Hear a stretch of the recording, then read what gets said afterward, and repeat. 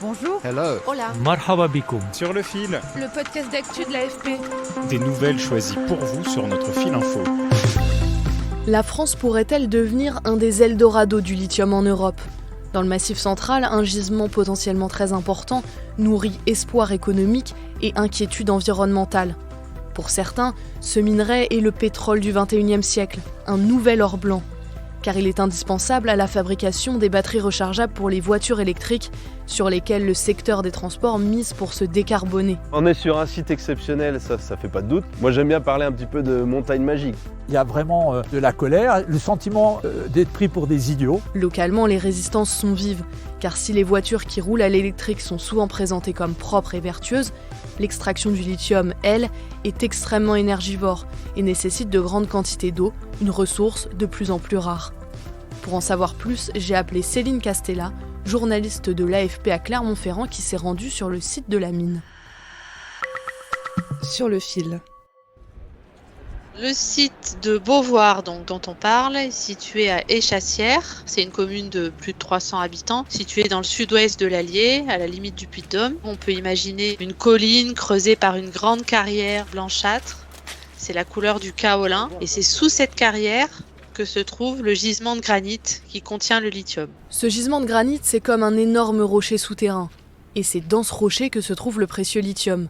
Écoutez Christopher Heyman, directeur du site exploité par l'entreprise Imerys. Nous, ce qui nous intéresse, c'est d'aller à l'intérieur de ce granit blanc. On va creuser une galerie souterraine qui va descendre sous forme hélicoïdale pour aller chercher le lithium, en tout cas le minerai, à 50 mètres en dessous de la topographie actuelle. Ce procédé d'extraction est loin d'être anodin en termes d'impact sur l'environnement, mais nous y reviendrons.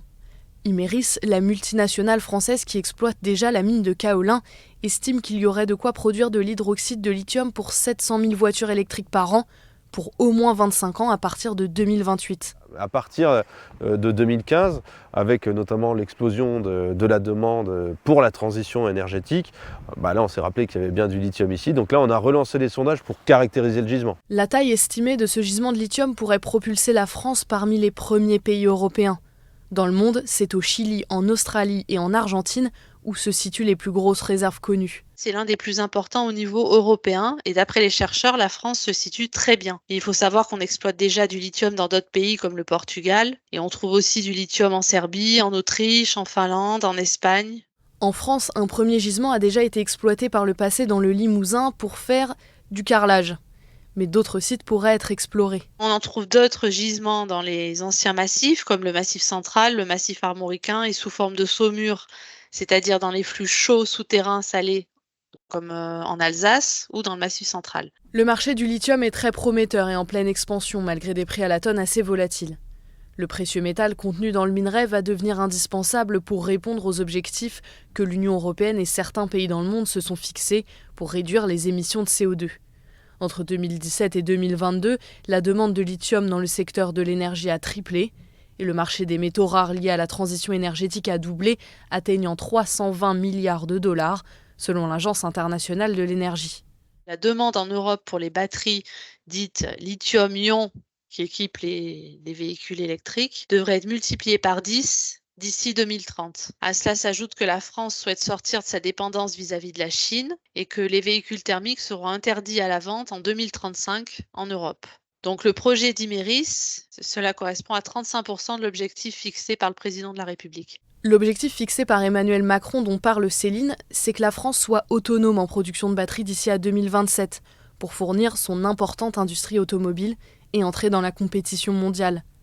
Le projet doit aussi créer 1000 emplois dans la région et est vu par les autorités comme faisant partie de la stratégie de réindustrialisation de la France, voulue par l'exécutif.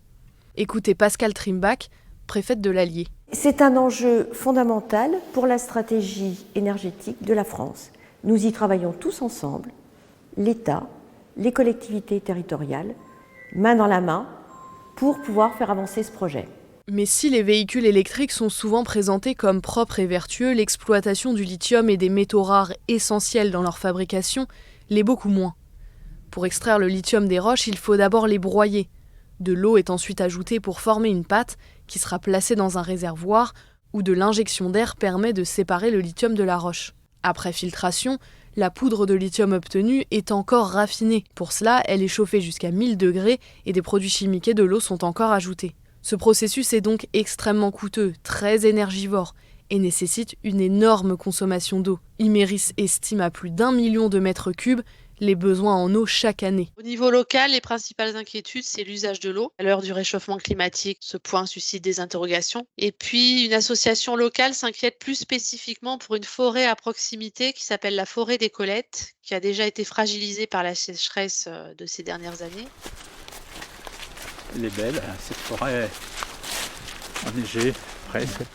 On est dans la forêt des Colettes. Écoutez Jacques Morisot de l'association Préservons la forêt des Colettes. Je pense qu'on continue tout droit là. Le projet présenté aujourd'hui, on ne peut qu'être contre. Si on est attaché à cette forêt, on parle de bien commun, l'eau, le sous-sol, débattons de ça, posons tout sur la table, mais débattons de pourquoi on veut faire ça. Il y a d'autres solutions. En Amérique latine ou en Chine, les conséquences de la ruée vers ce nouvel or blanc sont déjà catastrophiques. L'exploitation d'une mine dans le Sichuan a ainsi tué des milliers de poissons dans une rivière à proximité. Au Chili, près d'une mine, un tiers des caroubiers sont morts, alors que c'est pourtant un arbre très rustique, aux racines profondes. Plus largement, les militants aimeraient qu'on pose sur la table le débat des mobilités douces. Leur but n'est pas de dire on veut pas de lithium chez nous, mettez-le ailleurs. Eux, ils souhaiteraient qu'on pose le débat de façon plus large, à savoir pourquoi on a besoin chacun de notre véhicule électrique dans quelques décennies. Imerys assure vouloir répondre aux inquiétudes. Le groupe met en avant sa volonté de recycler 90% de l'eau utilisée dans ses procédés et affirme que son projet aura l'une des plus faibles consommations en eau par tonne de lithium, soit 5 à 15 fois moins qu'en Amérique latine et 2 fois moins qu'en Australie. Mais cela ne convainc pas les opposants. Il y a vraiment de la colère, le sentiment d'être pris pour des idiots, puisque quand on pose des questions, on n'a pas les réponses. On a aussi en même temps, de manière très forte, le sentiment que la décision elle est prise là-haut, très haut. Un débat public sera organisé de mars à juillet. Imerys doit démontrer que le projet est viable économiquement et respecter certaines contraintes environnementales. Si les autorités estiment qu'elles le sont, alors un projet pilote sera lancé en 2025 avec des volumes extraits réduits. La pleine exploitation est prévue pour 2028. C'est la fin de cet épisode, merci de l'avoir écouté. Sur le fil revient demain. Je suis Clara Guillard. Si vous aimez notre travail, n'hésitez pas à vous abonner et à nous laisser plein d'étoiles sur votre plateforme d'écoute préférée. À très bientôt.